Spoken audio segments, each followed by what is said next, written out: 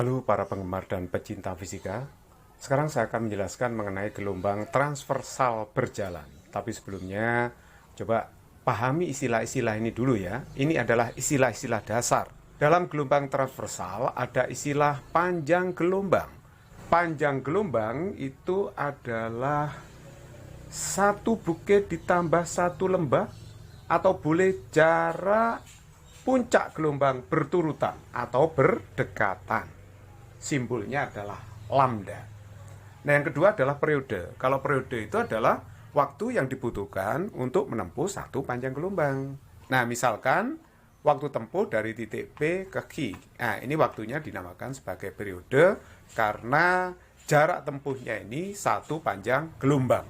Anggap saja ini ada gabus terapung di air, terus dilewati gelombang air. Dia akan naik turun di tempatnya seperti ini. Jadi kalau naik, turun, kemudian balik lagi, ini waktunya dinamakan sebagai satu periode. Berarti kalau begitu, periode sebenarnya adalah waktu yang dibutuhkan untuk satu kali getaran untuk suatu titik yang dilewati gelombang. Nah, oleh sebab itu, periode itu kita bisa rumuskan berapa lamanya titik bergetar yang dilewati gelombang dibagi dengan jumlah getarannya.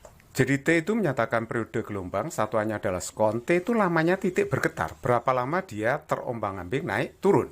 Sedangkan N itu adalah jumlah getaran atau jumlah gelombang yang melewati suatu titik. Jadi kalau satu titik ini sudah dilewati satu gelombang, berarti nanti benda yang dilewati gelombang ini naik turun satu kali getaran, begitu ya. Nah, yang ketiga adalah ada pengertian frekuensi gelombang, disimbolkan dengan F kecil, yaitu jumlah gelombang yang melewati suatu titik tiap satuan waktu, atau jumlah getaran tiap satuan waktu. Jadi kalau suatu titik dilewati gelombang, misalnya dari titik B naik, turun, kembali lagi ke titik P itu. Nah, ya, kembali seperti semula. Ini dikatakan satu kali getaran. Berarti ini menandakan satu titik sudah dilewati satu gelombang. Jadi kalau kita hitung berapa jumlah getarannya dalam waktu tertentu, nah jumlah getaran dibagi dengan waktu atau lamanya bergetar, itu disebut sebagai frekuensi. Jadi dirumuskan N per T. N itu jumlah getaran, frekuensi satuannya jelas hertz ya. Sedangkan T itu lamanya benda bergetar. Jadi benda yang dilewati gelombang tadi, sekali lagi dia terombang-ambing naik turun. Nah, saya tadi mencontohkan misalnya gabus yang terapung di atas air dilewati gelombang air. Nah, terus kemudian kita tahu tadi bahwa periode itu T per N ya. Berarti harga balik dari F periode itu. Kalau begitu, F itu bisa dirumuskan seperti atau periode. Oke, yang keempat adalah kecepatan sudut atau frekuensi sudut yang disimbolkan omega. Ini definisinya sudut yang ditempuh gelombang tiap satuan waktu. Nah, kecepatan sudut itu dirumuskan sudut tempuh theta dibagi dengan T, waktu tempuh, time ya. Omega itu kecepatan sudut, satuannya radian per sekon. Theta itu sudut yang ditempuh, satuannya radian. T itu adalah waktu tempuhnya. Nah, misalkan ada suatu gelombang bergerak ke kanan seperti ini ya, merambat ke kanan. Nah, periode adalah waktu yang dibutuhkan untuk satu kali gelombang.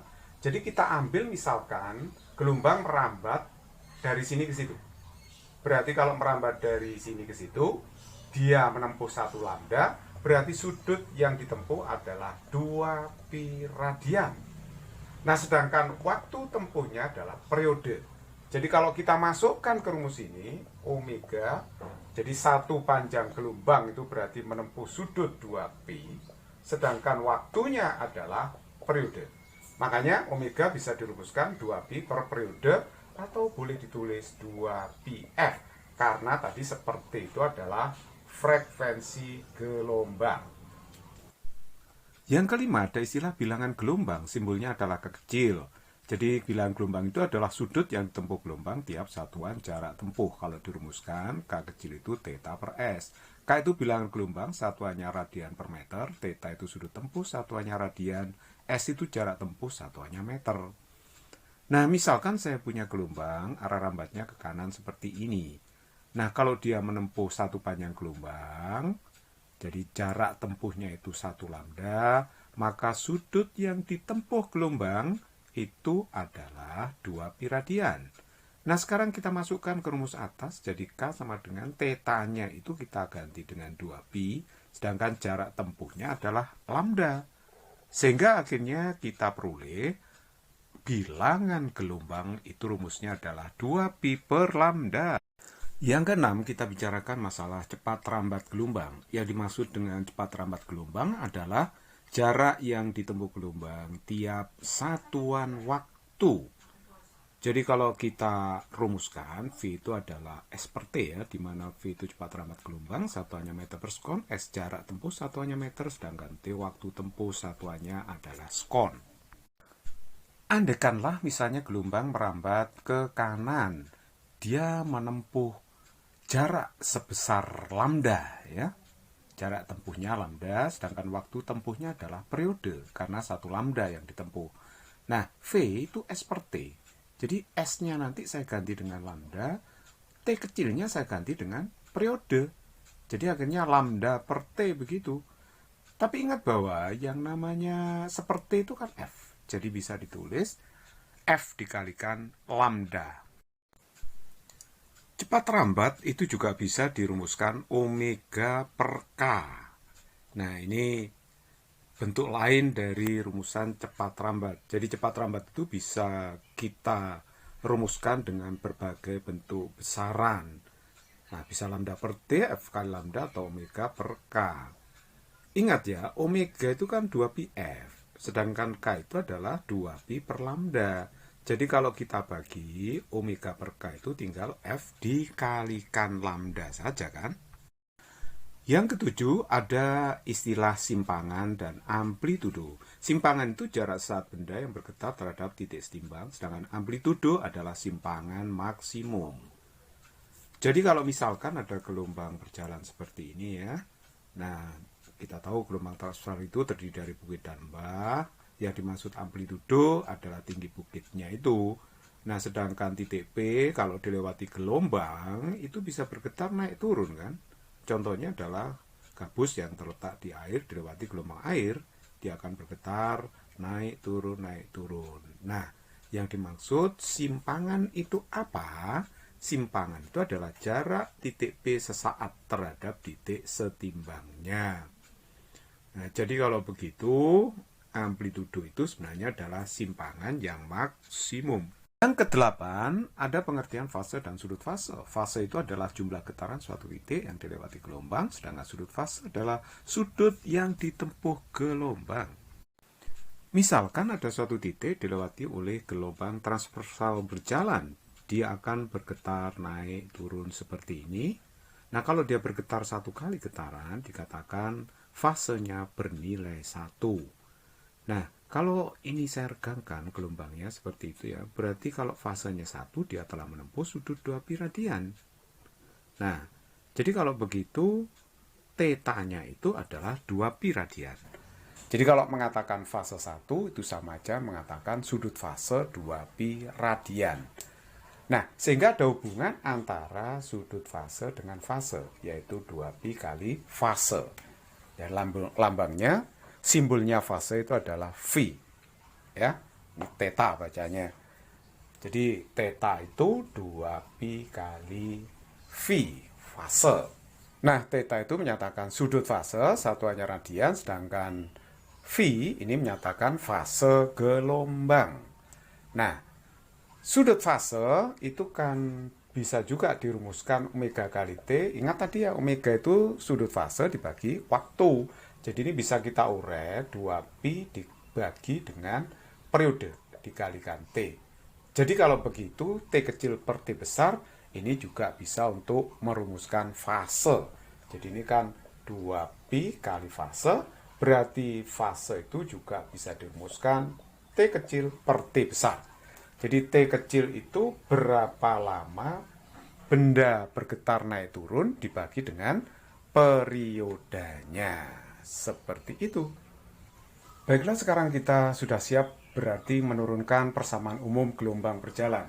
Seandainya saya memiliki gelombang merambat dari titik S ke P ya, dari titik S ke P seperti ini, lamanya bergetar S itu adalah TS atau saya singkat aja T, sedangkan lamanya bergetar P itu adalah TP. Jarak yang ditempuh gelombang dari S ke P itu adalah X. Nah, misalkan seperti itu. Kita bisa menurunkan persamaan simpangan titik P secara mudah dengan pengertian-pengertian tadi. Kita tahu kalau gelombang merambat dari S ke P, berarti S-nya dulu bergetar baru P. Jadi waktu rambat gelombang dari S ke P itu saya sebut delta T, itu adalah selisih waktu di S dengan di P. Ya, selisih waktu di S dengan di P. Jadi ini bergetar dengan waktu TS, ini bergetar dengan waktu TP. Nah, waktu rambat gelombang dari S ke P itu adalah TS min TP. Nah, sekarang TS di situ disimbolkan T seperti itu, berarti TP-nya itu bisa ditulis T dikurangi dengan delta T, gitu kan ya. Oke, nah sekarang kita tahu kecepatan rambat itu adalah jarak tempuh X dibagi dengan waktu tempuhnya. Jadi waktu tempuhnya tadi dari sini ke situ adalah delta T. Jadi kalau begitu delta T-nya bisa saya tulis X per V, seperti itu. Nah, sedangkan simpangan titik P itu bisa saya rumuskan A sin sudut fasenya P. Dia bergetar naik turun, tentu punya sudut fase gitu ya. Nah, kita tahu yang namanya sudut fase itu adalah omega kali T. Nah, tapi T-nya adalah TP. Berapa lama P ini bergetar gitu kan ya. Nah, coba ini saya ganti sekarang TP-nya dengan ini. Jadi T min X per V. Nah, akhirnya saya masukkan ke dalam omeganya, omega T min omega per V kali X. Nah, sedangkan omega per V, masih ingat tadi apa ya? Ingat bahwa cepat rambat gelombang itu juga bisa dirumuskan omega per K, di mana K itu bilangan gelombang. Sehingga omega per V itu adalah K. Jadi A sin omega T min KX. Nah, inilah simpangan di titik P. Gelombang merambat dari S ke P. Nah, bagaimana kalau kita balik, misalnya gelombang merambat dari P ke S, sementara simpangan di P, acuan waktunya tetap menggunakan S. Nah, ini misalkan kita balik, sekarang gelombangnya merambat dari P ke S. Kalau P ke S, berarti waktu P lebih lama daripada S, karena P-nya bergetar dulu, baru kemudian S ya. Jadi TP itu lebih besar dari TS, sehingga waktu rambat gelombang dari P ke S itu adalah TP dikurangi TS. Nah, berarti TP-nya saya bisa rumuskan, yaitu TS ditambah dengan delta T. TS-nya itu T ya, acuannya tetap gunakan waktu di S, T plus delta T-nya tadi, apa? Tadi T itu X per delta T, berarti delta T-nya adalah X per V. Nah, terus kemudian kita tahu simpangan titik P itu dirumuskan A sin theta P. Nah, theta P itu kita uraikan omega kali TP. Jadi ini A sin omega, TP-nya itu adalah T ditambah X per V. Jadi ini akhirnya dapatnya sin omega T plus omega per V kali E. Nah, kita ingat tadi ya bahwa yang namanya omega per V itu adalah K. Akhirnya kita dapatkan rumus YP sama dengan A sin omega T plus KX. Nah, tadi perhatikan kalau S ke P ini min ya. Tapi kalau P ke S plus jadinya. Oleh sebab itu, secara umum, rumusan simpangan titik P itu sebenarnya adalah plus minus A sin omega T plus minus KX. Gitu ya. Tetapi ini ada syarat juga, masih ada syaratnya, yaitu ketika pada T0 X-nya 0, YP-nya itu 0. Nah, tapi kadang-kadang persamaan ini bisa ditulis seperti ini, YP sama dengan plus minus A sinus 2P dikeluarkan, T kecil per T besar plus minus X per lambda. Nah, ditulis seperti itu.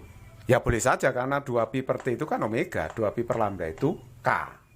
Tapi ya itu syaratnya pada T0, X0, YP-nya itu adalah 0. YP itu simpangan titik P ya, satuannya meter, A itu amplitudo, satuannya juga meter tentunya. Satuan J akan ikut amplitudonya.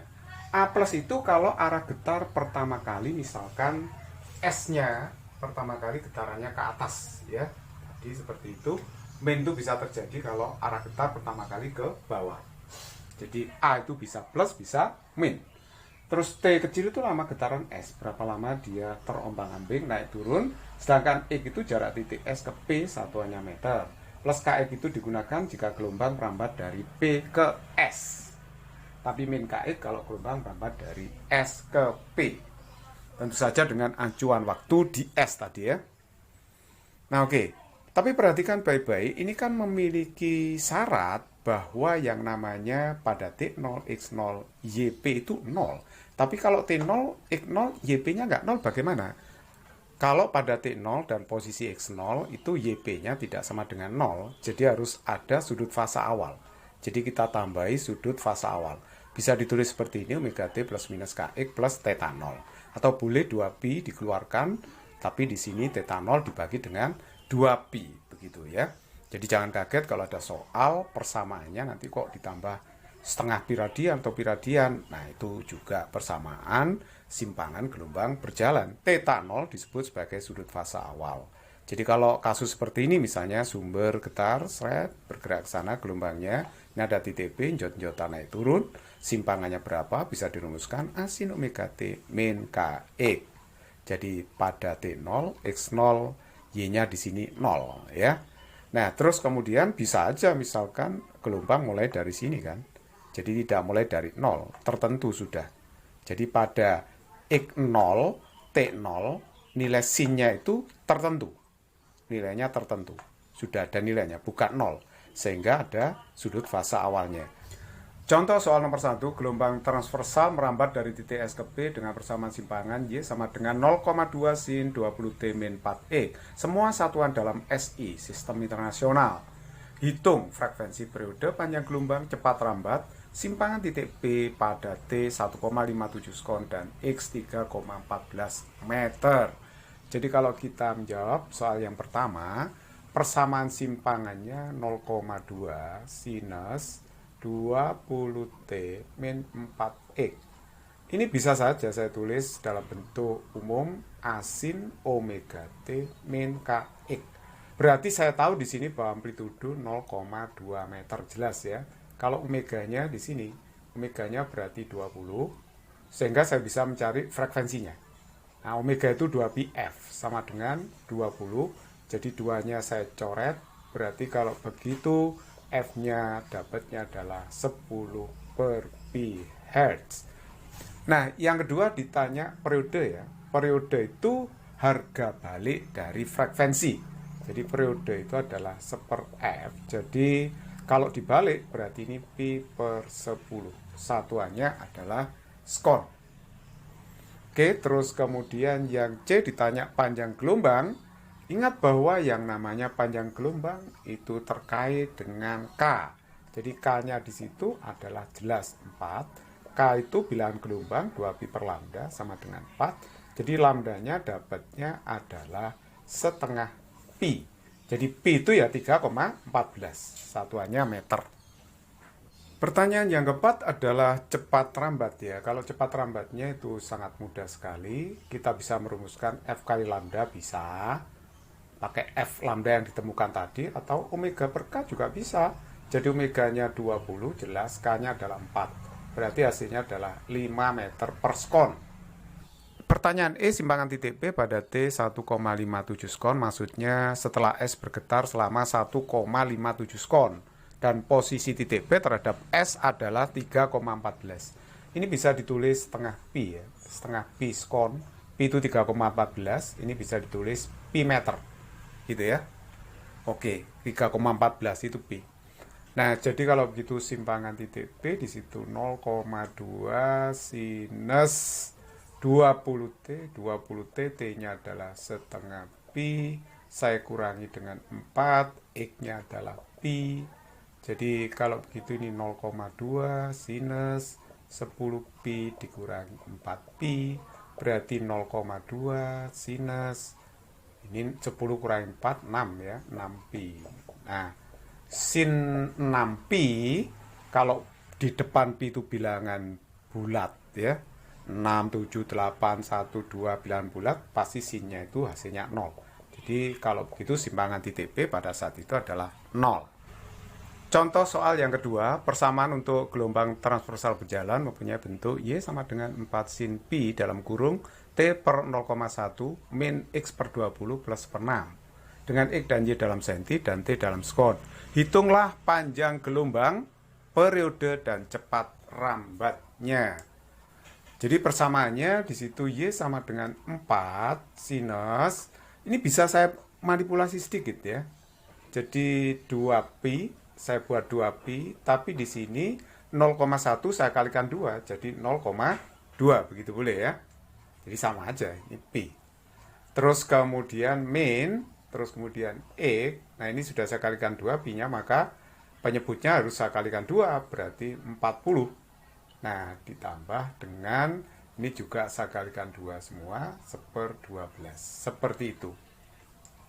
Sama aja ya, jadi kalau saya kalikan 2pi dengan ini akan ketemu persamaan ini lagi.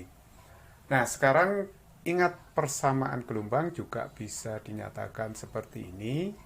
2pi T kecil per T besar X per lambda ini ditambah theta 0 per 2pi. Nah, masih ingat ya? Bentuk umumnya seperti itu tadi. Sehingga kalau kita disuruh mencari periode itu sangat mudah sekali.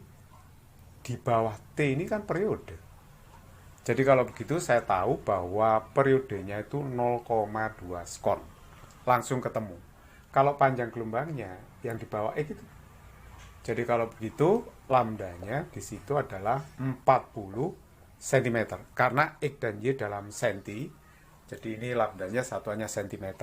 Kalau dicari V-nya kita bisa menghitung pakai lambda per T. Lambda 40, T-nya 0,2. Jadi kalau begitu ini kan 400 bagi 2, berarti 200 cm per sekon atau 2 meter per sekon. It's very easy problem.